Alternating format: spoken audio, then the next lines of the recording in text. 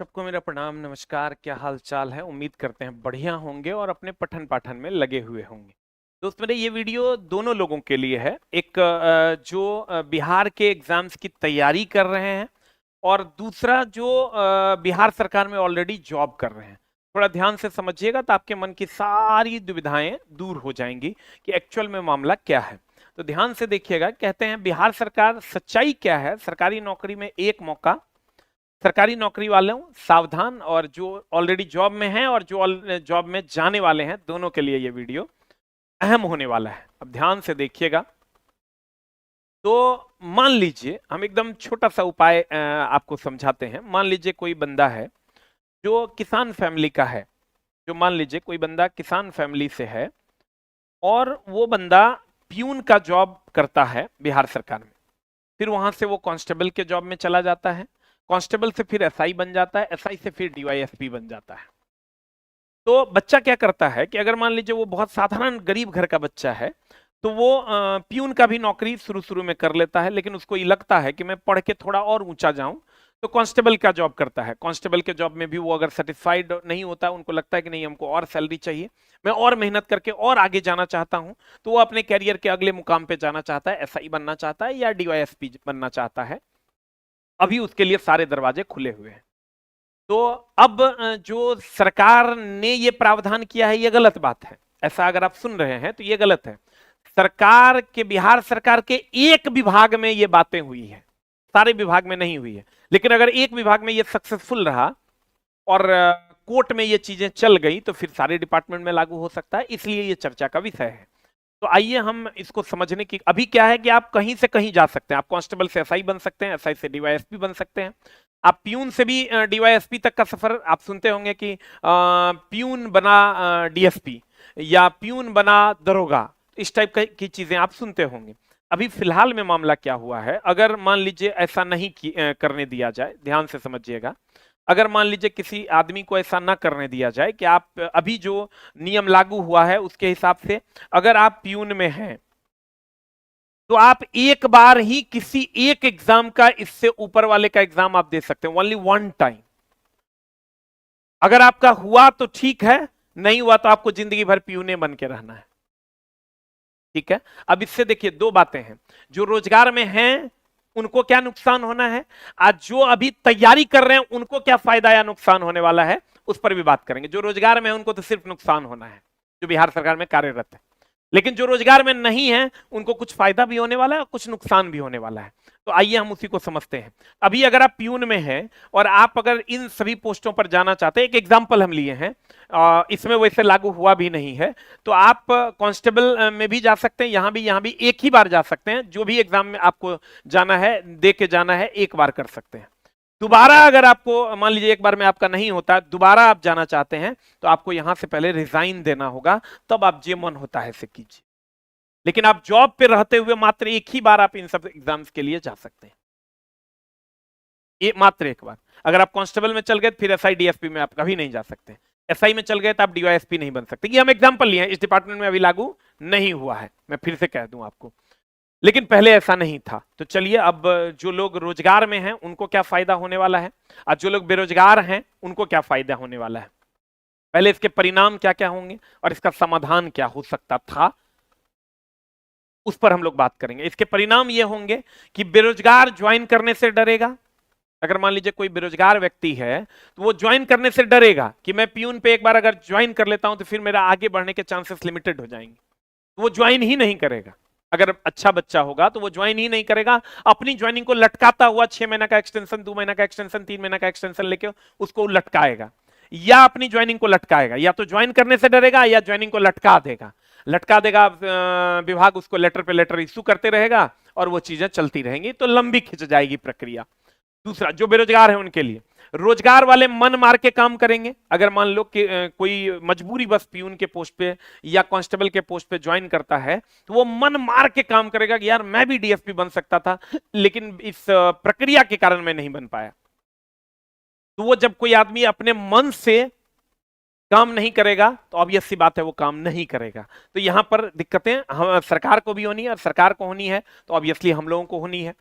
दूसरा, अपर पोस्ट पर भी अब अधिक वैकेंसी होगी नए बच्चों के लिए। अब पहले क्या होता था कि जो बच्चा मान लीजिए प्यून में है वही बच्चा फिर प्रमोट होता था, मतलब फिर वो तेज होता था, वो एसआई में चल जाता था, फिर वो डीवाईएसपी बन जाता था।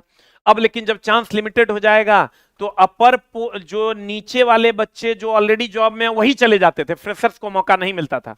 लेकिन अब फ्रेशर्स को भी अपर पोस्ट पर ज्यादा से ज्यादा मौका मिल पाएगा।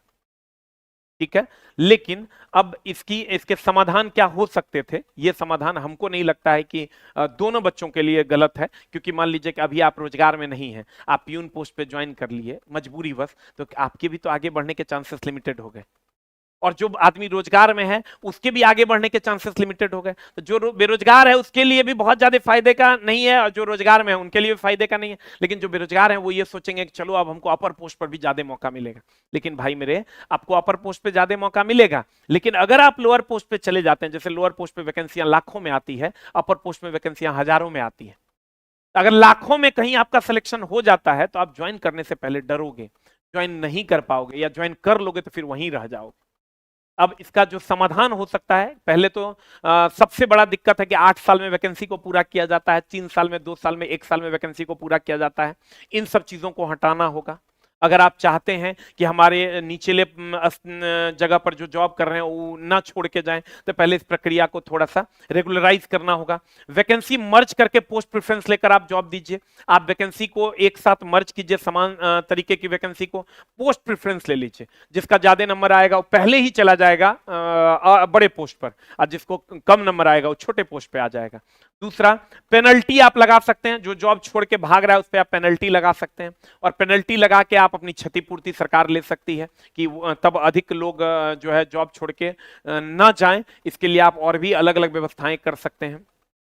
फिर हम आते हैं दोस्त मेरे कि लोअर पोस्ट पर ज्वाइन करने का कारण क्या होता है। एक तो बेरोजगारी होता है, बहुत ज्यादा बेरोजगारी है तो बच्चा किसी भी पोस्ट पर ज्वाइन कर लेता है। दूसरा कि नॉलेज का प्राइमरी स्टेज, प्लानिंग स्टेज नहीं, प्राइमरी स्टेज। आप कहिएगा प्राइमरी स्टेज क्या होता है? जब बच्चा 22 साल, 23 साल, 24 साल की उम्र में होता है तो उसका नॉलेज लेवल थोड़ा कम होता है, तो उसको लोअर पोस्ट भी मिल पाता है, तो वहां वो ज्वाइन कर लेता है। लेकिन धीरे धीरे जब उसके पढ़ने की इच्छा होती है तो धीरे धीरे वो ऊपर चला जाता है। दूसरा, घर की दिक्कतें, घर की जो वर्तमान स्थिति होती है वो होती है जो उसको हर हाल में जॉब करना होता है। हम लोगों के पास बच्चे आते हैं खड़े खड़े रोने लगते हैं, तो उनकी वो स्थिति होती है कि वो किसी भी पोस्ट पर जाने के लिए तैयार होते हैं। तो इन सब चीजों के कारण वो यहां ज्वाइन तो कर लेते हैं। अगर आप उन्हें आगे नहीं बढ़ने दीजिएगा तो उनके लिए ये समस्याएं होंगी। जो बेरोजगार हैं उनके लिए भी, मान लीजिए अभी आपके पास, आप जब देखिएगा तो 80% सीट जो है वो आपको लोअर पोस्ट पर मिलेगा, और 20% पोस्ट जो होते हैं वो अपर पोस्ट के होते हैं। जैसे पूरे जिला में डीएम तो एक ही होंगे, डीएम साहब तो एक ही होंगे, तो इस पोस्ट पर 20% से भी कम है। तो आप जब यहां ज्वाइन कर लीजिएगा तो यहां आप कभी नहीं जा पाइएगा। जो बेरोजगार हैं अभी, जो अभी बिहार सरकार की नौकरी के लिए ट्राई करेंगे, उनके लिए हम कह रहे हैं। तो इसलिए आपको लोअर पोस्ट पर जो है अगर आप जाते हैं तो अपर पोस्ट की चीजें होनी चाहिए, जो व्यक्ति मेधावी है उसके लिए। अब दोस्त मेरे, अगर हम इस नोटिस की बात करें तो ये नोटिस कहां से आया है?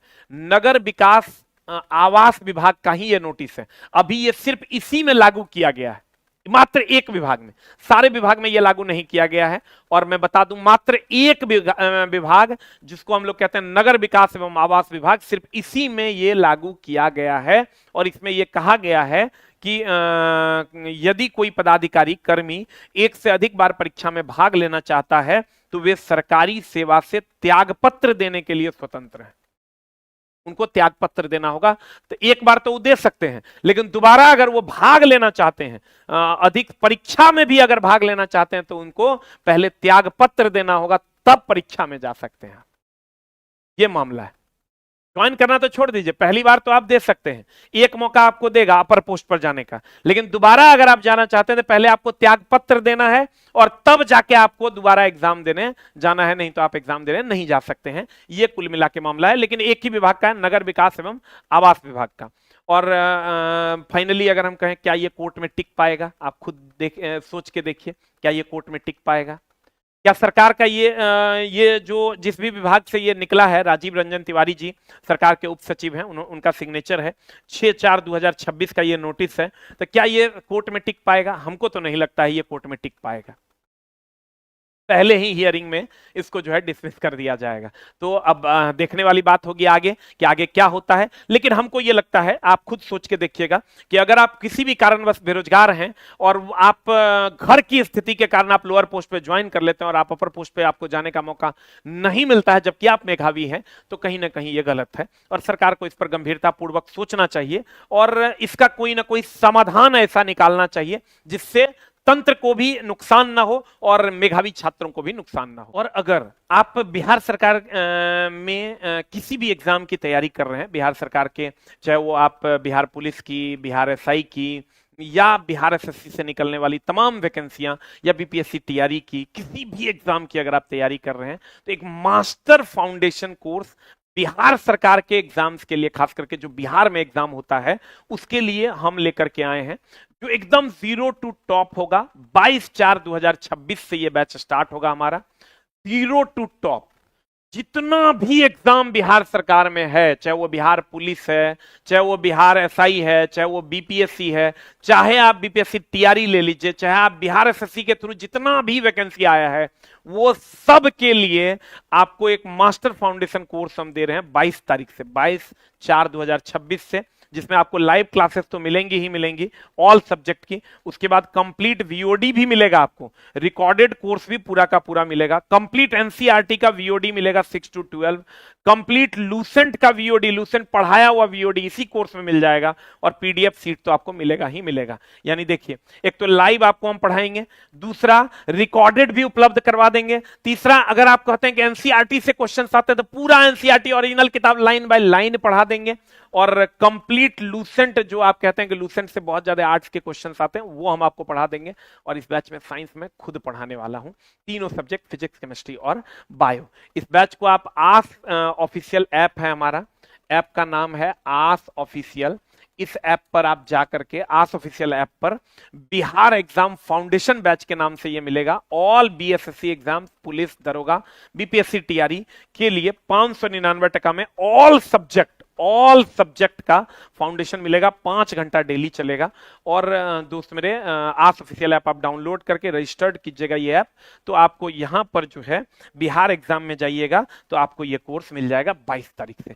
बाकी कोशिश कीजिए मेहनत करने का, क्योंकि मेहनत का कोई विकल्प नहीं है और बाकी बिना मेहनत के आपको कुछ मिलना भी नहीं। Thank you very much. बाकी आप इस वीडियो के बारे में क्या कुछ सोचते हैं कमेंट बॉक्स में अपनी राय जरूर रखिएगा। Thank you very much.